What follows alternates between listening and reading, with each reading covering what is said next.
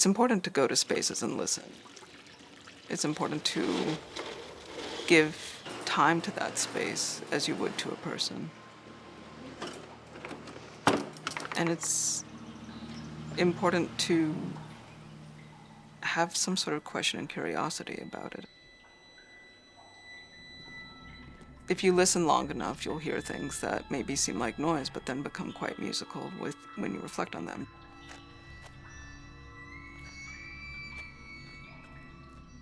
The objects speak of it. You cannot embody yourself fully until you're able to acknowledge everything that came before you. And when your history, for instance, is robbed of you, then you do the detective work through what you have left, which many times is just the body. One of the things we see at the Academy is how we use the past to inform the future. It's this intersection of a historic mission in a very historic place with an openness to contemporary ideas.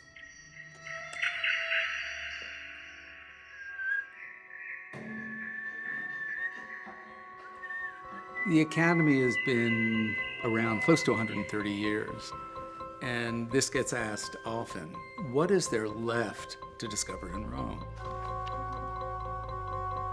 Each year, the fellows, the community of residents, manage to find different elements that resonate with them, and they make new work. And that new work says as much about Rome as it does about where we are today. There's a whole section of the library that is previous fellows' books. Ralph Ellison, for example, to know that he was there so many years before is also like feeling like you belong to a type of lineage. There's a spirit of generosity there.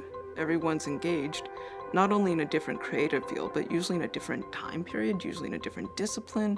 And all of those have different ways of engaging with the past and present. When you get back, you realize that it's not just the actual sort of time that you have to do things, it's the way you think about time.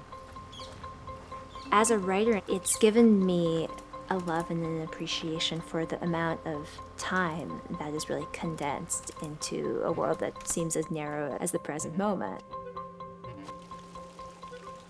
There's a nostalgic way to look at Italy. I think that what the Academy is doing in terms of complicating this view is extremely important. He's contributing to look better at the diversity which is peculiar to the history of Italy. And of course, this might be applied to the world more broadly. I have to approach all these spaces and see more what's absent as much as what's there. There's one particular site in Pisa, the burial site of 3 very important Haitian women that, if contemporary history were to have its way, would be completely forgotten. But they were the main patronesses of that town. So I'm here to kind of flesh them out, make them present, and bring them back home. One thing that we as archaeologists don't think about enough is the actual practice of making things.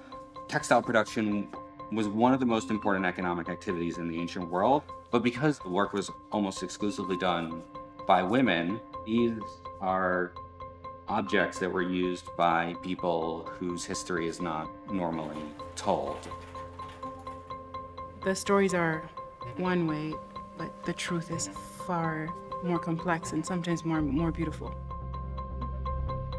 Regardless of whether a fellow is studying ancient history or pre-modern or modern or contemporary, that it's all connected together in this question of what makes us human. I sometimes think of the sort of academic community that I encountered at the Academy as being futuristic.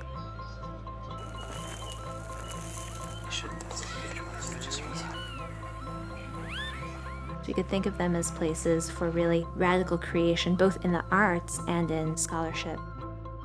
The academia impact is mostly in the cross-disciplinary conversation. And the humanities need this kind of energy, which really comes from dialogue and conversation even the kind of dialogue and conversation which may lead to tension and some sort of conflict. There's something about the consistency of exposure to people and the way you can come back to a conversation that launches long-standing and enduring conversations and collaborations. Condenses a process of discovery that might take you years and years to stumble upon yourself. Provides questions and insight. Which are relevant to us because it can be applied in the real world.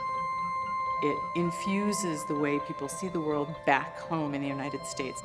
Imagining what sort of projects could exist in your field that don't currently exist. Imagining adding a bit of someone else's subject matter to your perspective is something that can't fail to make something interesting in the world.